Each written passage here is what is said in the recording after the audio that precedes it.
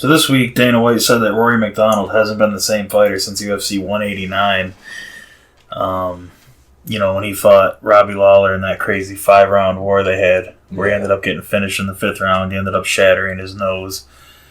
But I think it's true that his future isn't as certain or isn't as bright as it once was. People used to think he was going to be a for sure UFC champion at welterweight, maybe at middleweight. But since that fight, it is true that he might have lost a step. His nose is definitely a huge weakness. Every time it gets touched, it just seems to shatter, and once it breaks in a fight, he doesn't look like the same guy out there. He doesn't look like the same killer with the same killer instinct. In his most recent fights, he was saying he doesn't know if he has that drive anymore, that passion. He actually, 2 fights ago, he said he won the fight, but he said he wasn't sure if he had what it took to keep going. But then, since Bellator is doing this tournament right now, he was kind of forced to fight. He was forced to do a quick turnaround. And then he fought Nyman Gracie last week, and he won I'm pretty sure it was a decision. I don't think he finished him. He might have. If he did, I'm not giving him credit. But anyways, after that fight, he's come out since and said that there was a Douglas Lima fight, being talked about because that's what would be next in the tournament. But he says he's not sure if he's ready for it. Not sure if the timeline's realistic. And that almost makes you think, like, if he's already talking about getting out of the fight game or, like, he doesn't want to fight this schedule, maybe that's a little more active than a fighter should be. Maybe, I think a fighter should fight maybe 3 times a year if they're healthy. Yeah, maybe 4. That's fair, yeah. There's freaks like Cowboy Cerrone and other guys that'll go out there, 5, 6 times a year. You could, like, kind of almost base it off of how the fights went. I mean, if you're freaking punching guys out in the first round of these fights. Yeah, you're Johnny Walker and people. You should be able to go out there. Yeah, you can go out 5 or 6 12 times a year. Yeah. As long as you don't break your hands. If you're not getting hit that much, then... But, the window for the sport is very small. But anyways, what I was getting back to from when I first started was Dana White was saying, Rory MacDonald hasn't been the same fighter, and kind of using that like a badge of honor that, like, I made the right choice by not signing him when he left. He likes to take shots like that. But how could you say that when a fight like that is, like, made... It's just pure entertainment. You know what I mean? It's like, that's a fight promoter's dream. 2 guys going out there and just swinging for the fences and not quitting, not backing down, having that intense, dramatic stare down at the end of, round 4 into round 5. Stuff like that. And how could you then shit on fighters for doing it? Do you think that makes fighters want to go out there and put their balls on the fucking line and their futures on the line? And, that's fucking ridiculous. And I agree that he took a lot of damage in that fight and he hasn't looked the same, but the way he was saying it was, trying to come off like, oh, I made the right choice not signing him. Like, fuck that. Yeah, no, it's basically just, I don't know, saying what everybody already knows, I guess.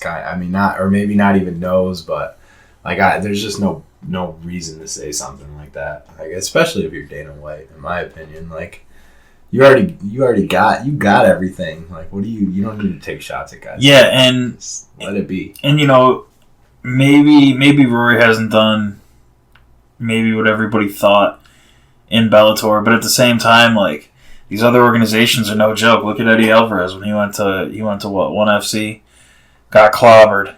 Yeah. Sage Northcutt goes and gets his face broken in, what was it, like 17 places or something scary, 7 places or something scary like that. Like, what the fuck, from one punch? Yeah. Holy shit. There's some, Demetrius Johnson went over and had a rough fight. He won. Yeah, but he had a rough time. Easy, yeah. I actually did watch that fight. And, I think the curtain's been pulled back a little bit. The UFC doesn't really have the best fighters in the world. They're not always.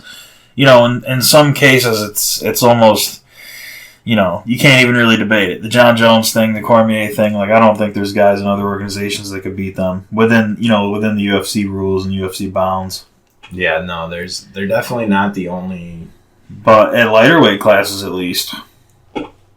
Yeah, it's the certain like the. I don't know. The lightweight division in the UFC is pretty stacked. Like they have a couple divisions that are stacked, but then after that, I feel like you have one or two guys that are like. I mean, look at John. Like, granted, John Jones is extremely good, but look at what he's done with the light heavyweight division. Like, there's been no one who can. I mean, Cormier. Someone was asking me the other day, like, what's wrong with the division? Like, why can't they just find somebody to fight him, to beat him? It's like, well, they could, but the problem is, since the division's already cleared out, a fighter needs, like, what? 8-9 fights to prepare, right? We're talking like a 3, 4, 5 year stretch to get ready for John Jones. And what's happening is these guys are coming in really early. They're getting 2 or 3 quick knockouts, getting a title fight real quick. They make their way up to Jones, and then Jones demolishes them because they don't have a developed ground game at all. They don't, their striking's okay, but, it's not a well-conditioned 5-round approach. It's a, puncher's chance for a round and a half, and then good luck. And I think that's been happening a lot, and it's not that guys couldn't beat John Jones. It's that they haven't been brought up the proper way or seasoned the right way, and it's not as easy as that. It's not as easy just like, someone could beat John Jones, but like Johnny Walker, for example, look at him, like. He gets a lot of quick knockouts. He hurt himself doing the worm after that one fight, but he,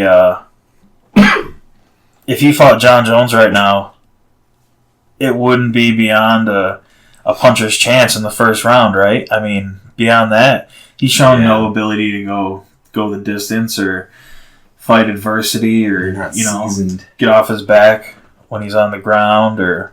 But that's the problem. Is there's. I don't know. I feel like. Oh, excuse me. I feel like John needs like another like Cormier or like somebody that he can feud with for a little while to kind of let the rest of the division, fight like work. Do exactly what you were saying. Like, someone needs to put him in danger, and it doesn't even necessarily. I'm not even saying he has to lose his belt, but if his run's going to be really, really meaningful, he needs to have that Vitor Belfort moment where like. Oh shit, he's in fucking danger. Oh shit, he overcame adversity and, to really take off again because his run now is just kind of lackluster. I don't think people are going to tune into his fights. I mean... Yeah, he's kind of fallen off a little bit. I mean, he's still, like, obviously considered one of the best talents to ever fight, but so that's going to have some kind of a draw regardless. Yeah, I think people are going to watch his fights. I just don't think like the numbers aren't going to be these 300K, 400K, 500K numbers anymore. Under the new system. Everybody knows John Jones is going to win. Under ESPN Plus, it's going to be like an anti-Floyd Mayweather, where like you want to see Floyd Mayweather fight because you want to see him get rocked by somebody, you want to see him get finished. But if there's not even that suspense factor where you pretty much know it's not going to happen, if the undercard's not stacked, you're in for a dull night. Yeah. Watching John fight special, but if there's no real challenge, it's he hasn't been put in his place at least in the octagon. His only problem so far in his career has been himself. Nobody's been able to touch that man. Yeah. I mean, I guess that the first fight with Gustafsson, I guess that was probably the closest he's come to losing. Yeah, and really the rumors are like that fight was off of no training, fucking around, bullshit, partying and doing in the middle of all his legal trouble. Yeah, and Gus. Speaking of people who don't look the same after certain fights, I don't think Gus looked the same since that first Jones fight. Do you? No, yeah, he lost some So, I mean, he just lost to Anthony Smith. Yeah. His last fight. Well, Gus just lost to... right? I'm not sure. I'm pretty sure. Was it Smith and then he retired? And he retired. Yeah, no, that was Smith. Yeah, he shut him down. Smith. Yep. Wow. And then there was the whole thing that, like, everybody was saying, yeah, if you lose to a guy like Anthony Smith, then you should retire. And then Anthony Smith is like, I'm good. Like, yeah, I mean, and Anthony Smith, he is good, but, he's facing that thing where he comes up too early, and I've heard reports that he doesn't look like this in the gym. He doesn't do dumb shit in the gym, but it looks like in his fights he has some moments of hesitation where he's not sure what to do, and he puts himself in some awkward positions that usually ends up working out for him, But, I mean, not against John if he... Seeing he's a guy where, like, if he has another 5 years to develop, and Jones is going to have diminishing returns, fight after fight after fight after year, his body's going to wear down. There will come a point where someone catches him, either in a submission or puts him to sleep or something like that. But as far as intriguing storylines, I don't really see any. Who's he fighting? Thiago Santos now? Yeah, and that's I don't think that's an interesting fight. I think it's like the Johnny Walker thing. I look at to me it's like the same type of deal where, like, I'd love to be fucking wrong. I'd love for one of these guys Santos just knocks him out to upset him, but I just don't see it happening. And it's the same in a lot of divisions, really. I mean, but then they're saying they were talking. What if John moves up to heavyweight? Yeah, but I think he said repeatedly he won't. And if he did, I think it would have to be for either, like, a superstar, whoever comes after Cormier. Maybe Stipe gets the belt back or something, but the next young, big superstar goes on a crazy win streak or something. Or like a Brock Lesnar, or like a money fight. Because I don't even know if he goes up for the Cormier fight. Because Cormier is saying he's not fighting much after, his next fight. I don't even think John wants to fight him. He's already said, like, I've already beat him twice. I don't need him again. That's how it's looking. And, like, I'd love to see the fight again, but, clock's ticking. We only got another year left, maybe, if we want to see it.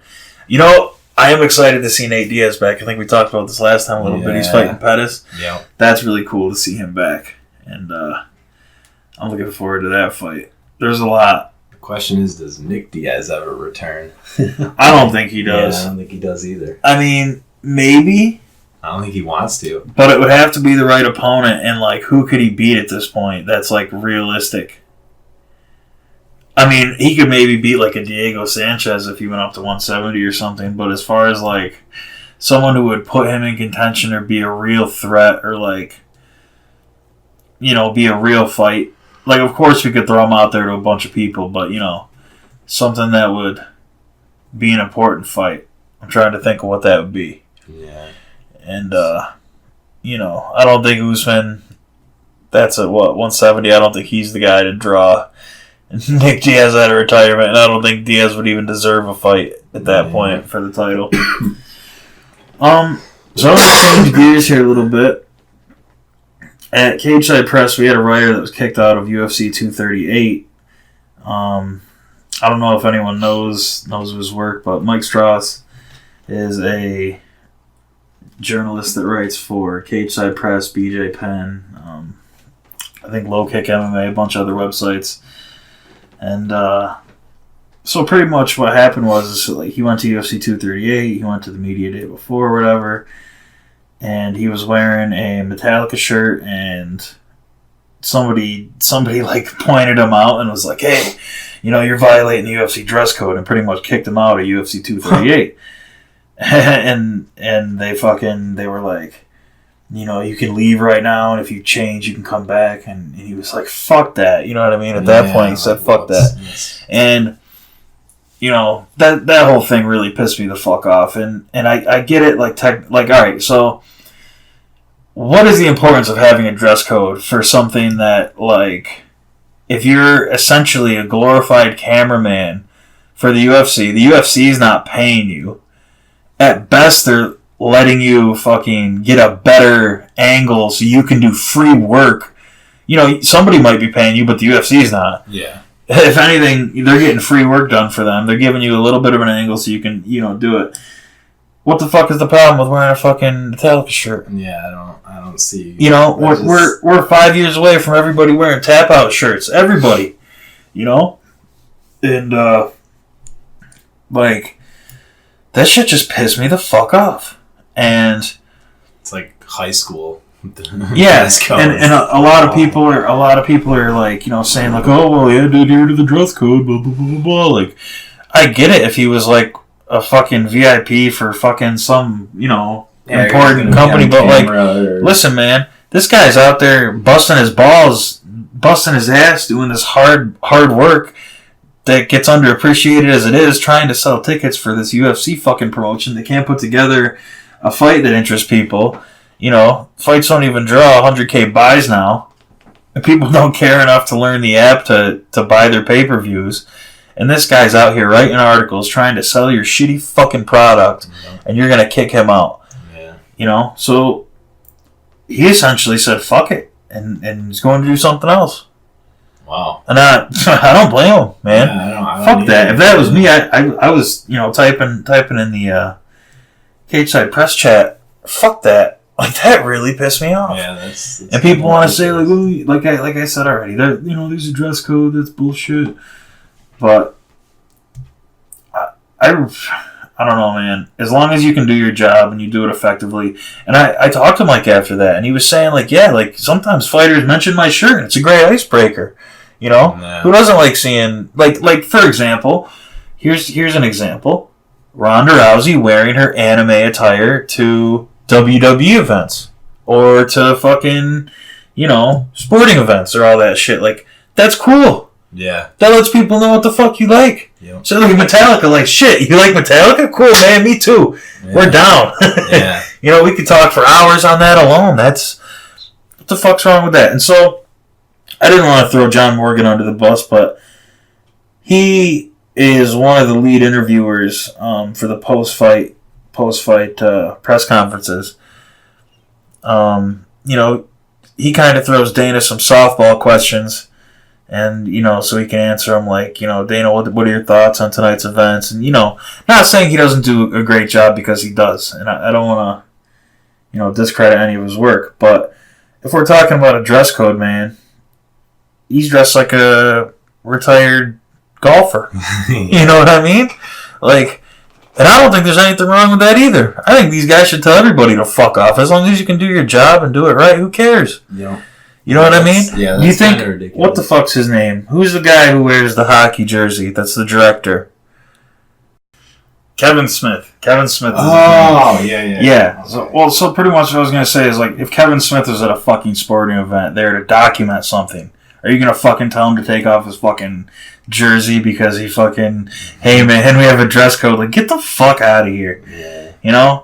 And I think that's just like an old school bullshit thing that's got to go. And I agree with it. I'm about to start selling insurance. I'm going to dress up professionally to go sell insurance. But if I were to go cover a fucking UFC event and I'm wearing my tap-out fucking shirt and a pair of fucking jeans, they can go fuck off. You know what I mean? Yeah, it's different. I'm sitting... And another thing was they were saying it was suspicious or something that he was going back and forth between his laptop, between shoots, between, like, fighter interviews. He's like, I do that every fucking time. So does everybody. They can go, fuck that, man. Trying to single out somebody for essentially the way they look. They must have thought he was like a piehead or druggie or something, and that's fucking bullshit. Single them out. That is fucking stupid. And I'd like to think that if something like that happened to me, my company would probably have my back, but, they of course wouldn't. They fucking, they'd suck up to the UFC and retain their coverage or whatever. And, it's not a hill to die on, but it's for the company, I mean. You know what I mean? Like, if it was your website, it's not worth losing your website over. But if I was that journalist, I might do the same thing. Fuck that, man. Yeah. I'm trying to help you guys out beyond all else. I'm getting paid dog shit money to come do this. Yeah. Not enough to fucking live on. I'm trying to get the best work possible. I'm trying to ask unique questions. I'm trying to, have interesting coverage, what?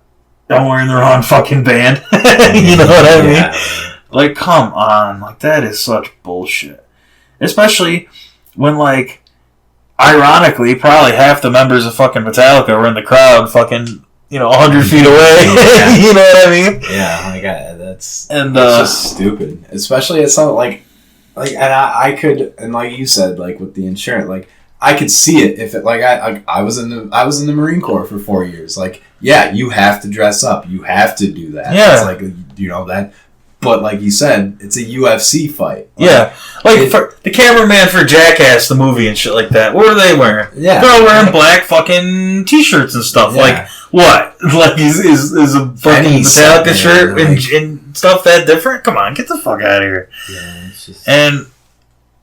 I don't know, whoever kicked him out must just not like Metallica. well, that's another thing, is if it were evenly enforced and, like... this was like a big thing. UFC apparently just did their dress code. I was Googling it, maybe like 2010, 2011. And under new ownership, I get that they're, trying to straighten everything up, but that's just fucking bullshit. Let the guy do his fucking job, for fucking Christ's sakes. Yeah, and it's not even someone that works for you. Like, I don't understand. Yeah, that's another point I was going to bring up. If UFC is fucking paying you, that's fine. You know what I mean? Hey, yeah, it's like, in your contract. Exactly, but you're essentially a glorified guest, like I said, that's doing free work for the UFC. Maybe not free in terms of, like, maybe somebody would pay him to be there, but it's not the fucking UFC. Yeah. And they're not losing anything by having him be there. Like, what? You know what I mean? Like, that's just ridiculous. It really is. I just wanted to get that off my chest because that fucking pissed me off. But MMA journalism is pretty unforgiving. Like, you could work 60-hour weeks. You could break fucking 30 news stories in the week. You could, keep the underground or Reddit fucking going with fresh news posts, fresh interviews, fresh clips, fresh takes, and it wouldn't matter because, nobody gives you credit and won't pay you fucking beyond a couple dollars an article. It's ridiculous.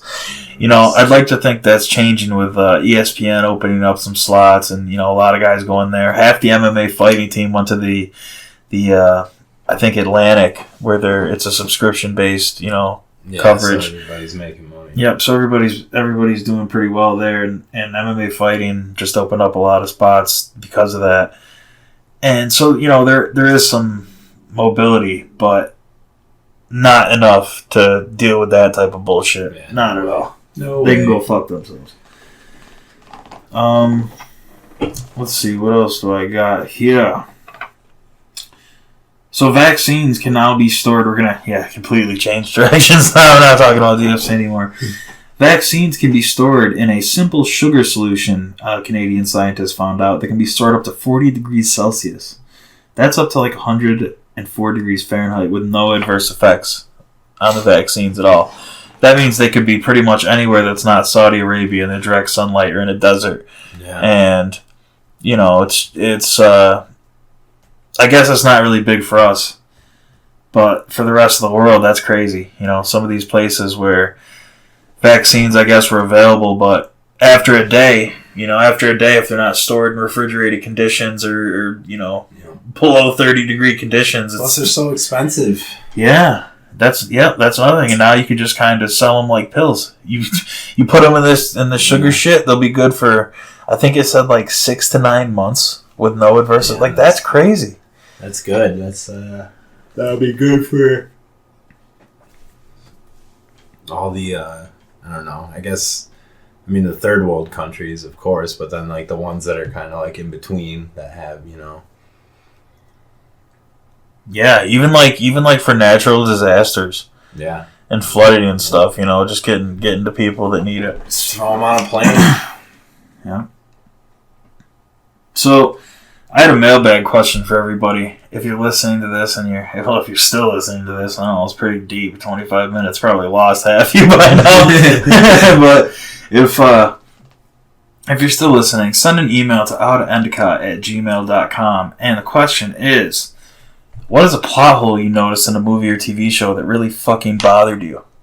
And, I could list off a bunch of examples, but I want to hear what you guys have to say. And we'll talk about it next time. I just throwing that out there. So plot holes for movies and TV shows. Excuse me. And yeah. Now we're also going to talk about where Game of Thrones went wrong. We talked about this a little last time, but I kind of want to inch closer to that Game of Thrones podcast I'm going to be doing with a bunch of people. This time I kind of want to focus on the social aspect of Game of Thrones because it's one of those shows where you find out people watch and you could talk to them for hours.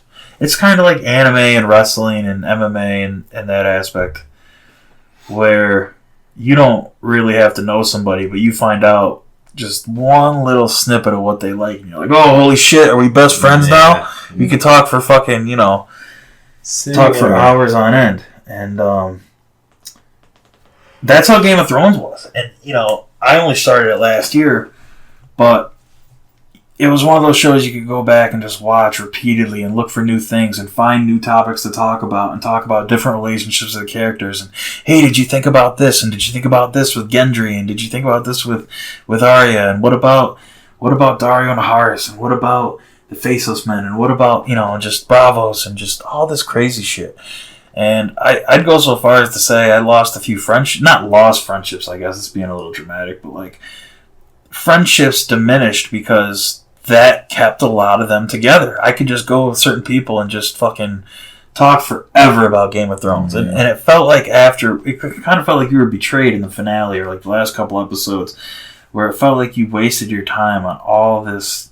Where prior, you could just spend hours just going through the content and just, looking up character bios and just looking up the lore of the different families and their weapons and their armor and their house sigils and their fucking, just crazy shit. And it really felt like you wasted your time after that.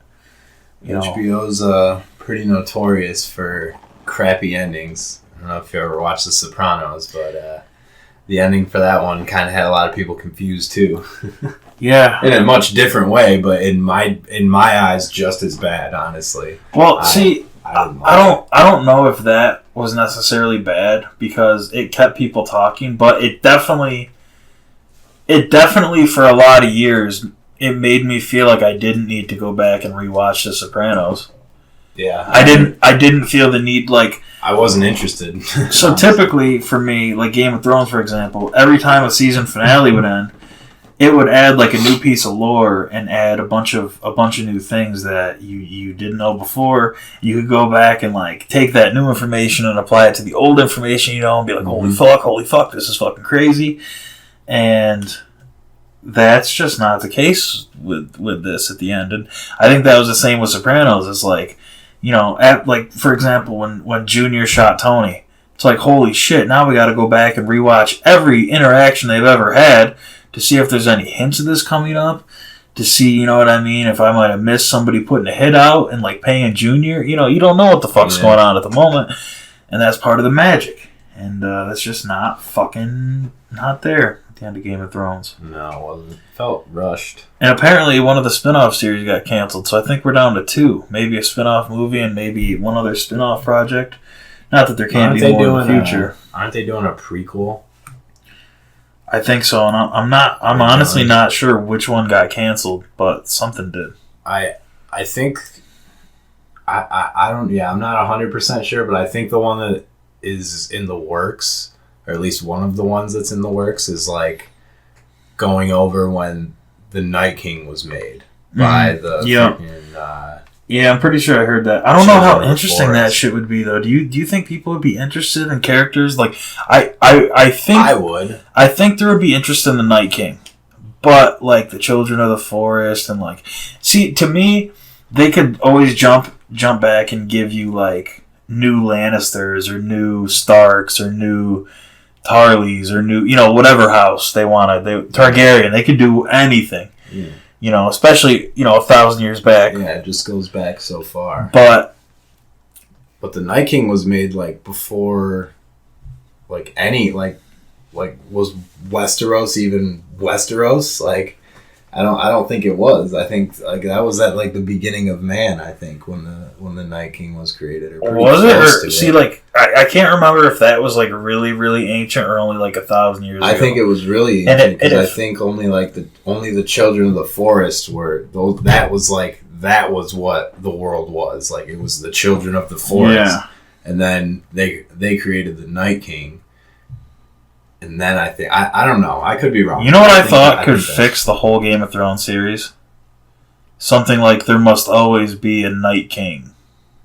I think I mentioned that before. Like they didn't play out the dead. Like they should have. They did not play out the dead like they should have. Like I don't think the battle.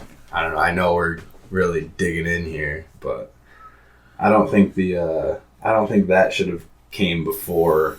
I thought that should have been the end game for sure. Yeah, like that with all the hype. You're fighting the dead. Like, come on. Like, how is it going to be harder? Either that should have been the end game before, or Cersei should have put up a fight that was so crazy and drastic that like, or just mashed it all together. Like, start fighting the dead, and then here comes Cersei to attack everything. Like, and then everybody's involved, and then I don't know something.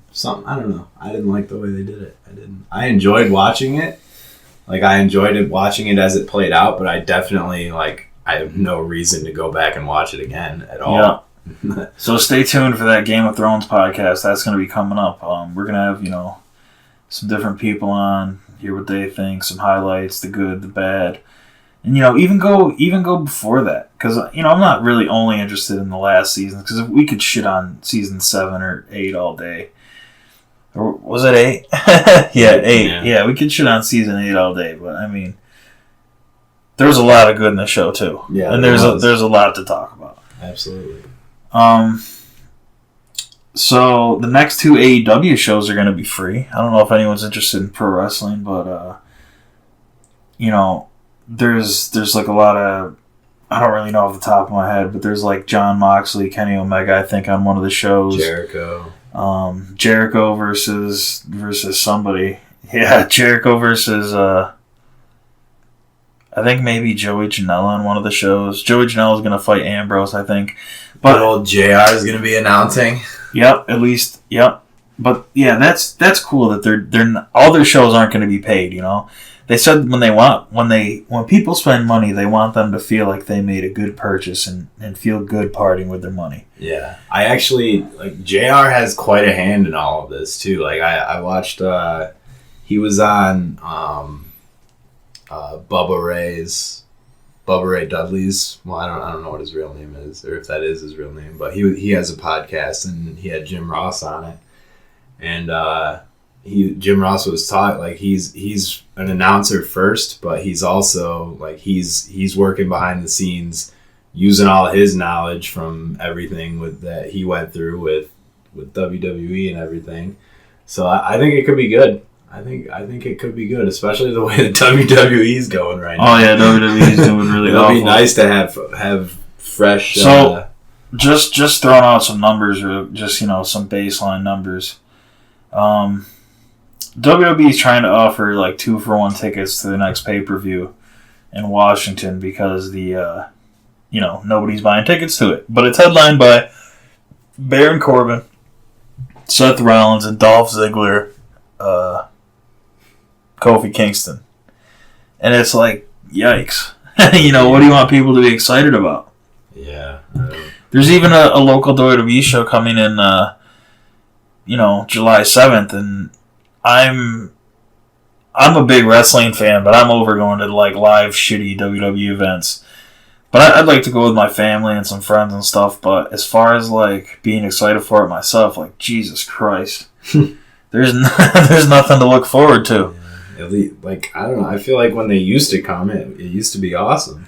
Which is crazy because they have a stacked roster and they could make feuds that people would like buy into, but they choose to just waste their time and throw out mid-card bullshit and just fucking, have 50-50 booking and have wins-losses not matter and all this shit. And, like, AEW, like, I'm so excited for the next 2 fucking shows. Oh, so anyways, AEW sold out their next show. They sold something like almost, I don't know how many tickets, to be honest with you. But during the peak, there was 167,000 people looking for tickets all at one time. And they sold out their entire show within 15 minutes. Yeah, I know. They sold out fast. And, you know, people are going to say, oh, they're scalpers and all this shit. And, like, that's true. But most of those are real people. And if 167,000 people are looking for tickets all at one time for your show, that is ridiculous. Yeah, you're doing something right. And people are shitting on them now because they didn't run a stadium show. But, I mean, hey, the product's hot, you know. Also, doesn't the guy who owns it is like a super rich dude. Like Tony Khan, yeah. He owns the Jaguars. Well, his family. I don't know if his family or dad owns it, but yeah, like, well, he runs AEW, but yeah. And they own a soccer team in England. Okay. And soccer teams, money, as far as money goes in sports, soccer is the one. Like, soccer players make so much money, it's absurd. Damn. Like they are the highest paid. Like, cause I don't. It has something to do with the way they're like, I don't know, the way the salary and stuff works with them. Like, it's overseas and they make more money than any. And I'm sure they get crazy bonuses for like winning championship rounds and shit like that. Oh yeah. And yeah, so that like this guy is worth a lot of money. So they don't have. That was one of the things that JR said in that podcast. So yeah, we're not worried about that. At one of their next shows too, they're introducing the women's belt, the women's championship. They're gonna have at All Out. I think at All Out they're gonna do a tag. No.